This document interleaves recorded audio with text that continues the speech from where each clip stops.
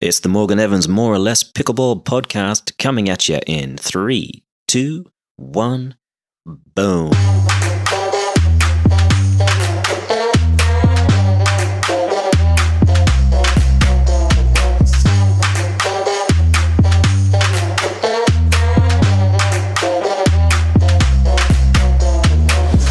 My guest today is not a player or a pundit.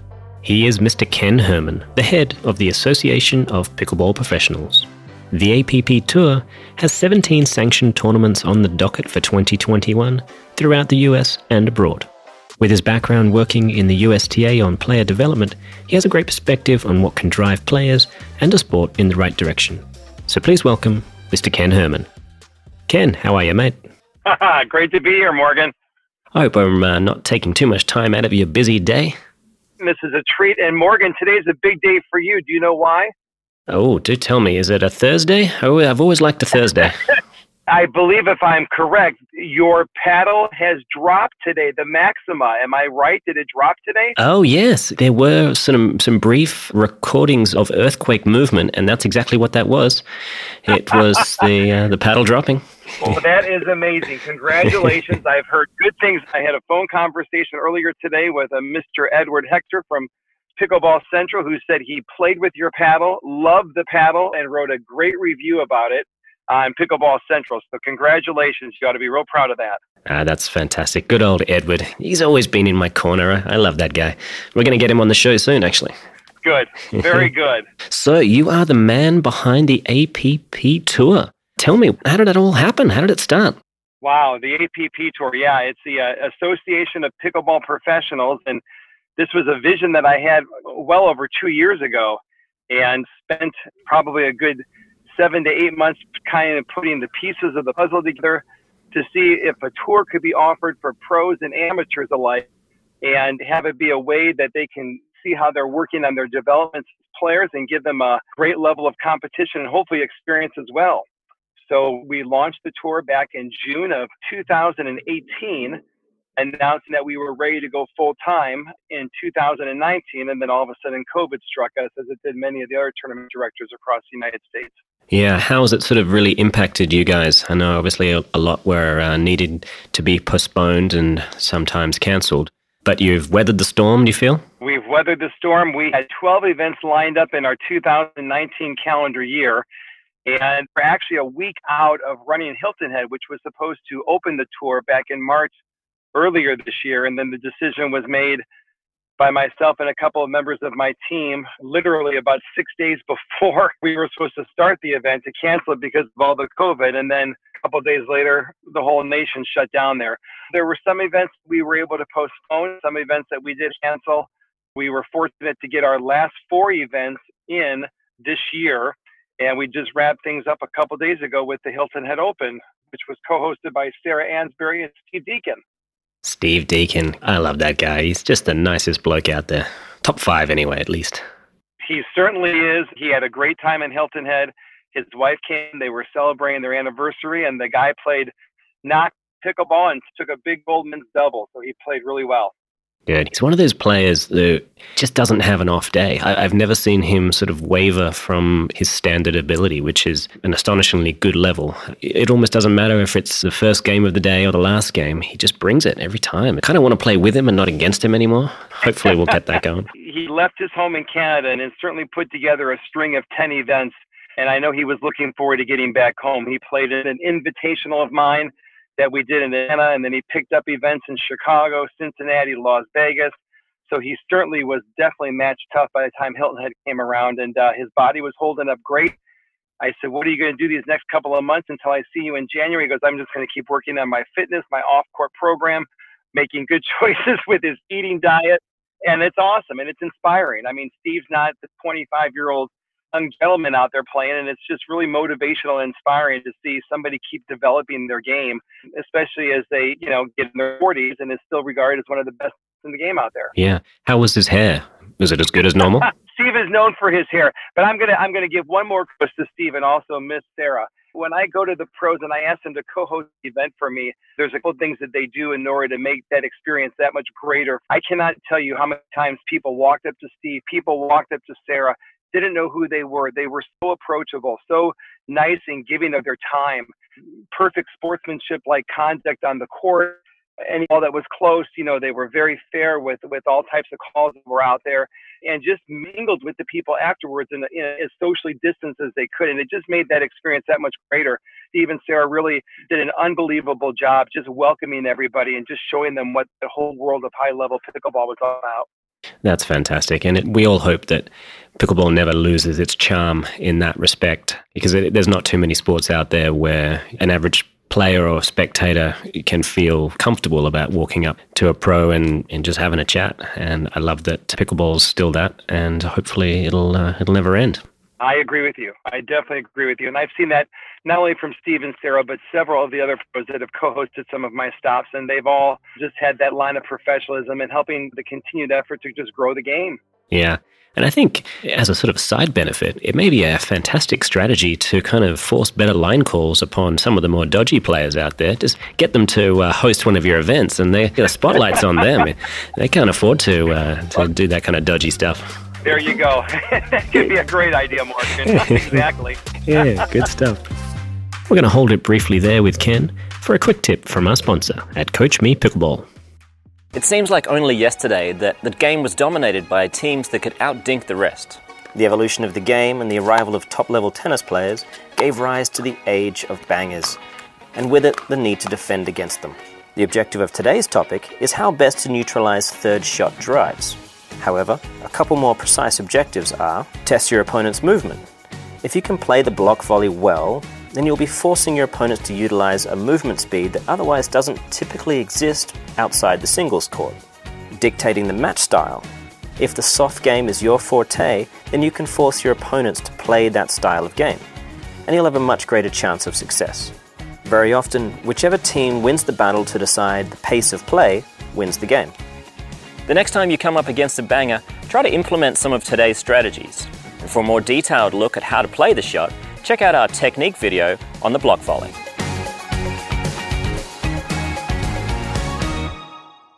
Sounds like good advice. Let's head back over to Ken.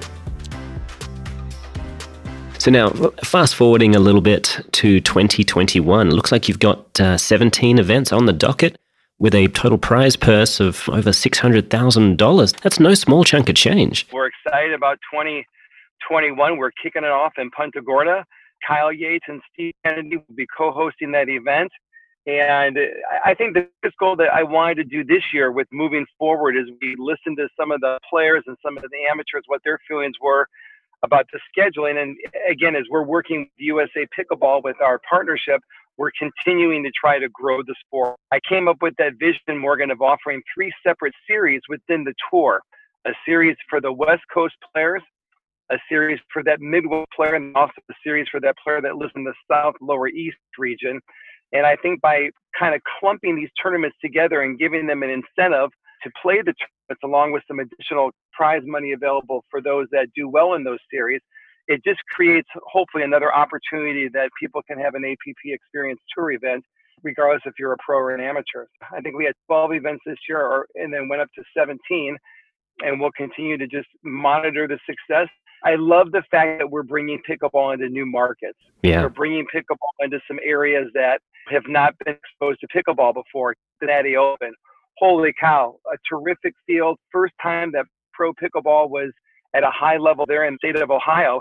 And you could just see the fans watching and looking at the pickleball, and especially with some of the shots that the pros hitting out there, they were inspired by that. And I think that as we left that city event there, hopefully the local pros there are continuing to build off of that enthusiasm that we left there, that will continue to produce, the next year's champions coming up through the ranks.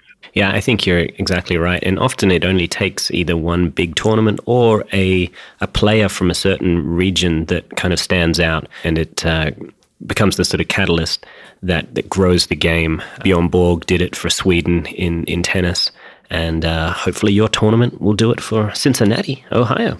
Well, we've got some players in Ohio, no doubt about that. But again, in Hilton Head, as wonderful as Sarah Ansbury is, there was still no pro tournament that had gotten into the Hilton Head Island or even South Carolina, maybe for that realm. So so many people were coming out and just experiencing, wow, this is what the sport can really evolve into. And I think that was eye-opening for a lot of people. Yeah, for sure. So you mentioned emerging into new markets. The English Open is coming July 1st to the 4th in Nottingham, England. It is the birthplace of Robin Hood. Do you plan to, at some point during the event, rob from the rich and give to the poor?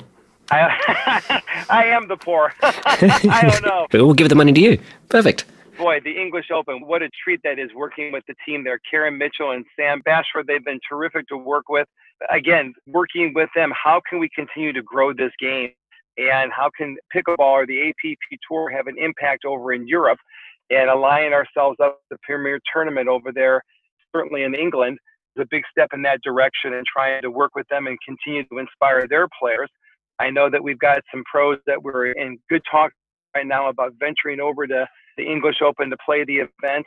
And I joke with the tournament directors there about how we're going to be over there during our July 4th holiday here. And they say that they won't hold that against us. So we're looking forward to just having a great week over there and bringing pickleball from England back to America. That's great. Now, I don't know if you know this, but I'm actually a British citizen. So if you need a host, I could totally host it. Well, let's see how you do hosting the Los Angeles event. Oh, that's true. You and Miss Kim will be doing that event for us at the latter part of January. I know I'm coming up there in a couple weeks to visit with you all for us to continue to work on our ground plans. But yes, Morgan, if you want to jump on a plane and get over there, you will be well welcomed, without a doubt. Fantastic. All right. So if I behave myself in LA, then there's a chance. All right. So for the average listener who isn't 100% sure how the tour works per se, what are kind of the background structure of the events? With so many events, they all culminate in one particular final, or how does it work? It's a great question. So the 4 events that we had this year that we were able to run, Chicago, Las Vegas, Cincinnati, and Hilton Head, those 4 are going to kind of transfer over into the 2020 calendar. Our season-ending tournament is going to be held this year in Miami, but it will actually be held in January of 2022. And our campaign ad is the Road to the Miami Masters. So that's our vision, people trying to qualify to be able to get into the event in January of 2022. If you're an amateur, you've got to play in 3 events. So we're amongst 21 events that will comprise the 4 events from this year and then the 17 new ones that will be taking place in 2021. If you're a pro, you've got to play in 60 events in order to qualify. And that's kind of like our road that we've got there, going to our season-ending championship, which will take place there. This series that evolved, hopefully a stepping stone for people to get that.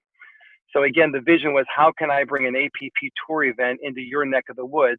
And hopefully with the regions that we've been able to hit, I think we're in 9 out of the 13 USA pickleball regions. I think we've got events in 9 out of the 13 of those events. Hopefully we'll be able to get an event close to you that you certainly should limit the amount of time needing to spend on travel. That's great. So it seems like a more consumer-friendly affair, hoping people will be able to get there without the need for air travel. We appreciate that. That's a step in the right direction for this time and age that we're living in. But if you could also create a vaccine, that'd be fantastic. I think you're right about that. Just go back to kind of what is the voice or what is the narrative of what we're trying to do here. And it's, how can we continue to bring pickleball into new markets? How can I go and grow the sport and have APP help USA Pickleball continue to have this be 4 million people playing the game or 5 million people playing the game and create that family atmosphere that people can spend a Saturday or Sunday afternoon and just have a great day out there with playing the sport that they all love. Sounds to a large extent you're kind of echoing a lot of the main principles that USA Pickleball have done so for quite some time. Just out of interest, how long did it take you to learn to say USA Pickleball as opposed to USAPA? I'm still struggling. It's right here in front of you, USA Pickleball. Hey. But yes, it's challenging. Good man, good man. It took me a while. I had to do a trivia question for them a couple of days ago, and it took me 19 takes, and I was saying USAPA almost every time. It was rough, but we got there eventually. Now, one of the questions I am curious of, professional pickleball is still in its infancy, and the APP could indeed be in a position to essentially define what a professional player is. Is that something that's on the radar? Have you already kind of thought about it and come up with something that works for the masses? We're working heavily with the players' UCPR rating. So if a player is a 4.5, we will allow them to enter into a pro draw. Certainly a 5.0 can enter into a pro draw. Our pro draws for senior pros and amateurs are unlimited. So if somebody wants to have that pro experience right now and is great at that level, we'll give them that opportunity. We certainly won't let anybody less than a 4.035 be able to go and play in the pro event. I think what's happening right now is Byron Fresno is heading up a committee on behalf of USA Pickleball, which is a pros council type committee, and they've got some key things that are going to be coming out here in the near future that I'm really going to defer and work with them as far as what those guidelines and role models are going to be to find that true pro. Ah, great. Okay, so there is something in the works. I have a number of people in my area that I'll see them on a Friday or a Saturday morning or something like that, and they might be at the sort of 4.0, 4.5 level. And once in a while, I'll hear a story about them looking for special treatment as a professional player. And it's not my place to say, Sunshine, you're not a pro, or you definitely are. That's why I'm hoping to defer it to more educated people such as yourself.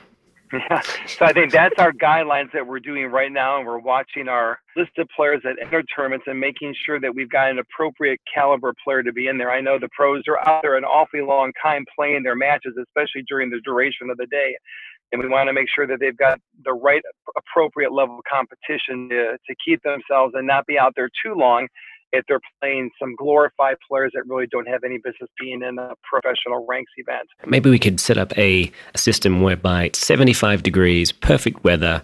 If you can't play half the day without cramping, then you're not a pro. Something like that. There you go. And I can think of several pros that's going to take them out of the equation. So they need to keep working on making sure they're properly hydrated, that's for sure. So obviously you've got your finger to the pulse of the game of pickleball. Do you have an idea of what you think it's going to take to get it to the next level, a more sort of mainstream pop culture whereby anybody and everybody on the street has heard of the game of pickleball? I think it comes from the consistency of local grassroots efforts to continue to grow the sport, whether it's in schools, whether it's in park district programs, whether it's in your clubs. That's certainly where everything kind of keeps heading back to that basic function there. There are some terrific tournament directors out there running great events, not just APP events, and offering players a terrific experience, whether they're a pro or an amateur. As far as where is professional pickleball going to go and how can we ever get it one day into that Olympic venture, look at where the game's come within the past 18 months, how the leaps and bounds. We ran the Chicago Open last year in 2019 and had a purse of $25,000. And, that was probably one of the top 6 or 7 biggest tournaments of the year. And now it almost kind of feels like that's changed to a certain degree. So I know one of the goals that we did this year for the 2021 calendar was put in another $100,000 into the actual tour itself, expand the bases of each tour stop, and then throw in an additional $30,000 off of the prize pullout, off of the winners for the 3 different series. So I think certainly are growing leaps and bounds through the help of USA Pickleball and also through the many tournament directors that are continuing to do a great job with the opportunities that they're offering. That's fantastic. The USA Pickleball, obviously, the chief responsibility, I feel like, is sort of grassroots and growing it from the ground up. And I know they've got a number of initiatives working now to help get it essentially towards a collegiate level sport in the next, hopefully, 5-10 years. Do you think we can get into the colleges soon? Oh, without a doubt. Even up here in the Chicago area, we started some local programs through an organization called Chicago Metro Pickleball. And I've got a couple of people on a committee that are actually looking to see if we can't continue to grow the sport through high schools right now and have it be a winter sport that they can do inside.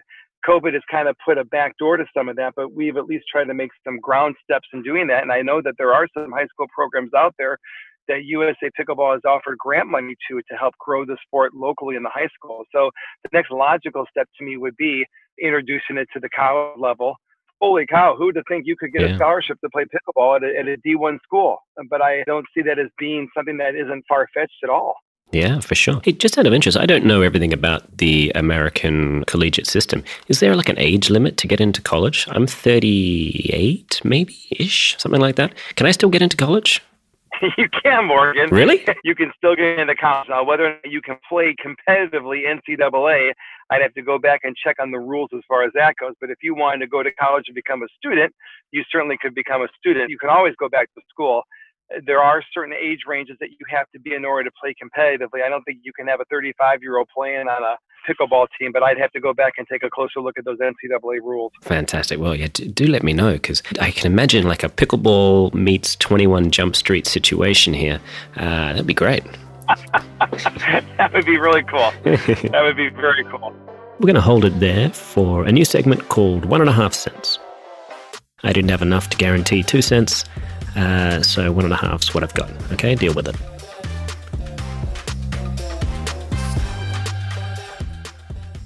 Today I want to talk about competition. Where would Ben Johns be as a singles player without Tyson McGuffin?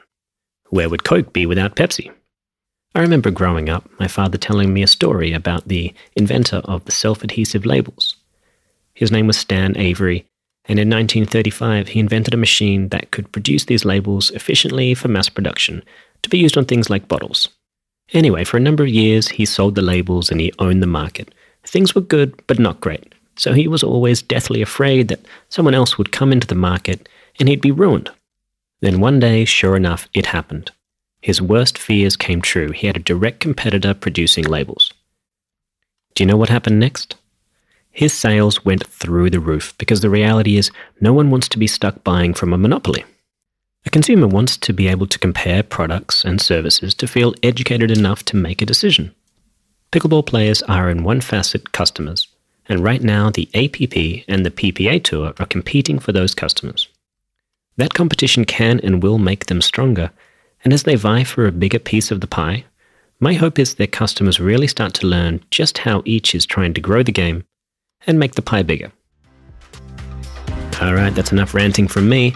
Let's head back over to Ken. Okay, so Ken, let's talk a little bit about the elephant in the room. The PPA, your main competitor in terms of a pickleball tour, are offering contracts to certain players to only play their tournaments. Do you feel that's an effective way to grow the game of pickleball? Wow. I was made aware of the fact that there's some contracts being offered to some of the players on behalf of the other tour, and I don't know what their business model is or what their theory is or what their thinking is behind it. I will tell you that I've heard from about 95% of the pros asking me if I was going to offer contracts and how are we going to do about that. And I don't think either tour really is in a position to ever offer contracts. I don't know if it's detrimental to the game, detrimental to the sponsors, or just a tour should almost be 25, 30 weeks in length to be able to offer something like that. Here we've got 17 events. I'm not sure how many events the other organization has. I've also shared just my personal experience in tennis. I've always been known as a high performance coach or a coach that has traveled with pros on the tour through my years. And back in the 90s, I had about 4 or 5 years where I was lucky to be on the coaching staff for USTA player development when we were located back down in Key Biscayne down at Crandon Park. And one of the things that we were responsible for doing is developing that next great American player.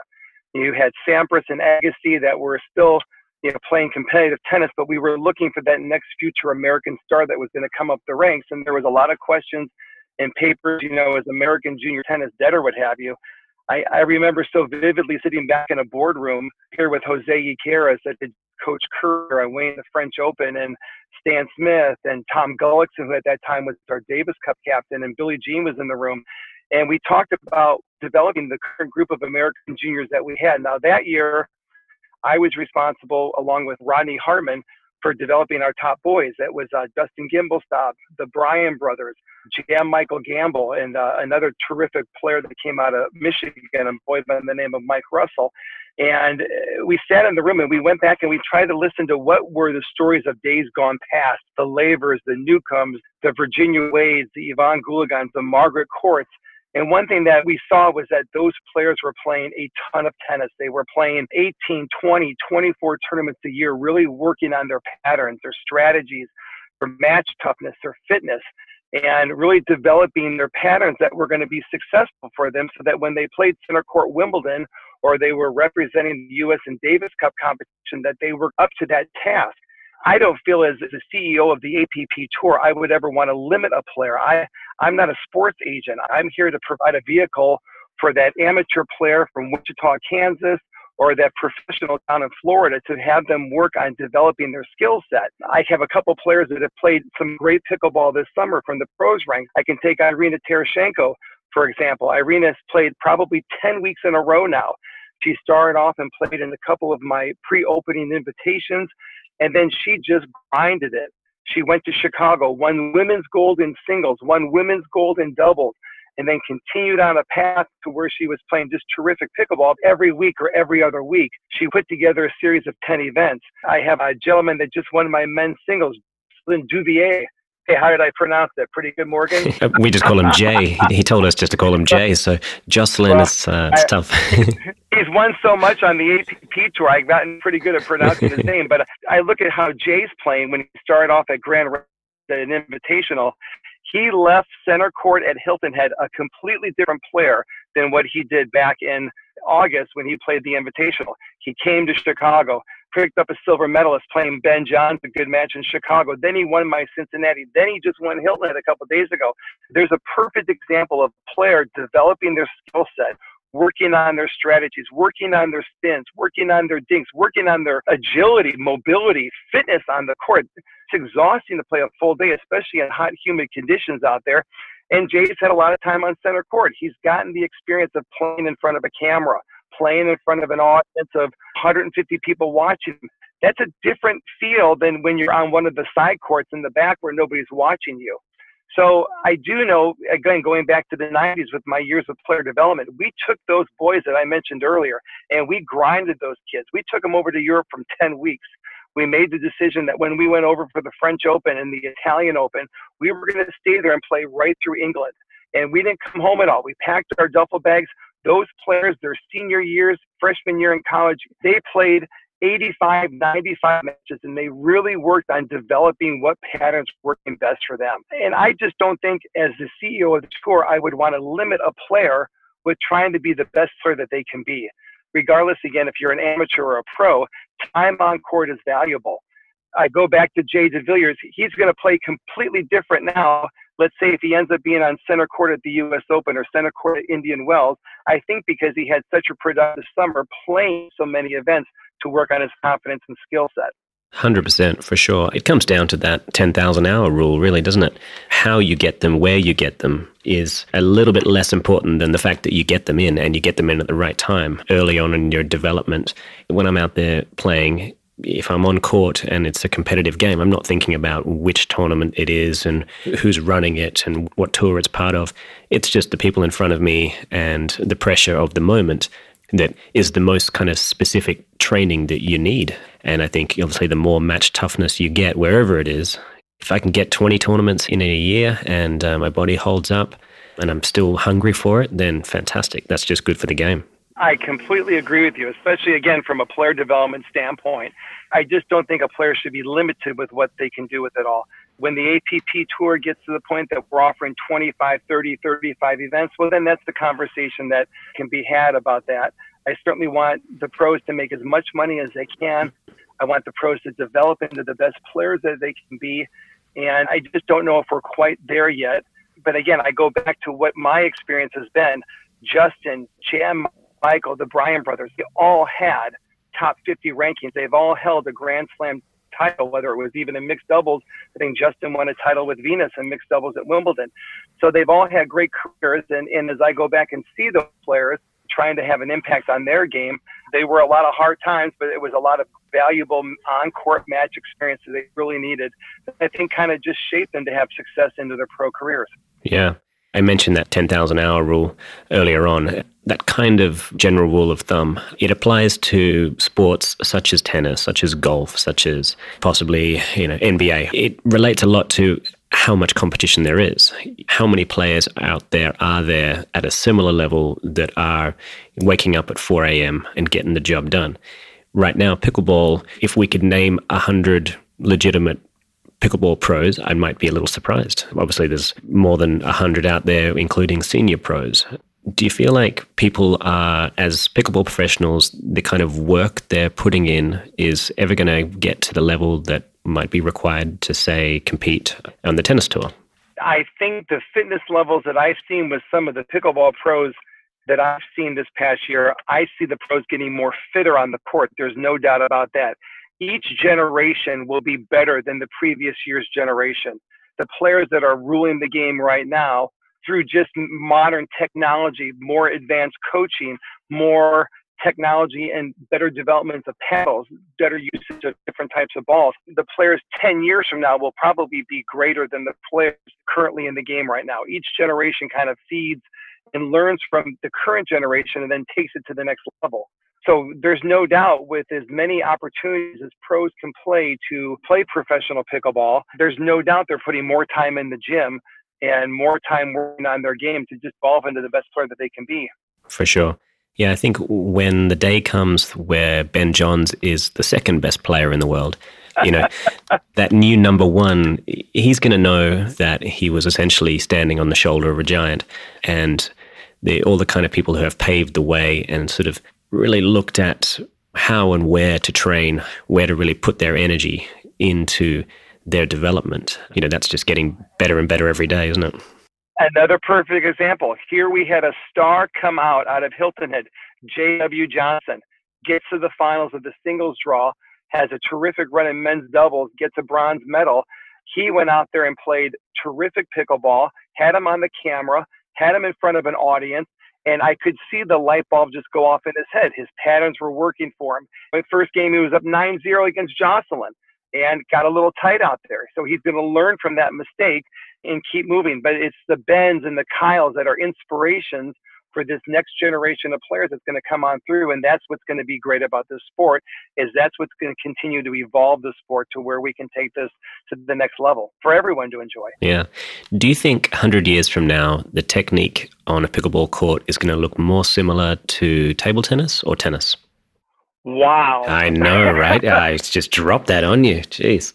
Right now, with how we've gotten some tennis players evolving into the game and speeding up the game as quickly as it has, my initial answer would be a little bit more with tennis, but holy cow, a great drop can certainly neutralize any player as best as they can.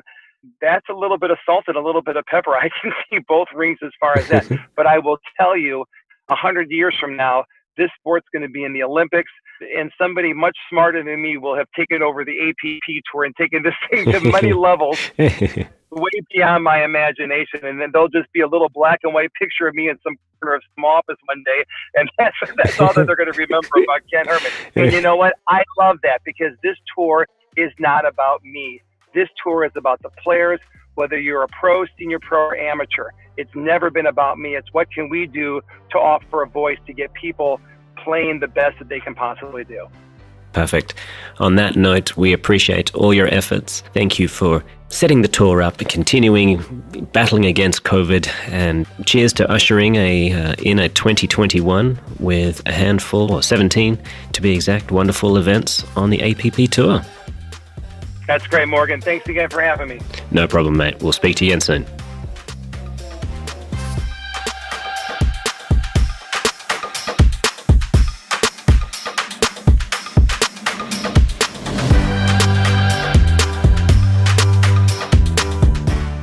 As always, this podcast is powered by Selkirk Sport and the new Vanguard.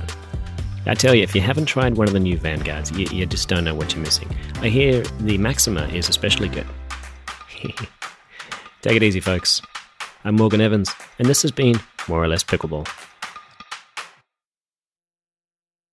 It's honestly apples and oranges without sounding like sour grapes.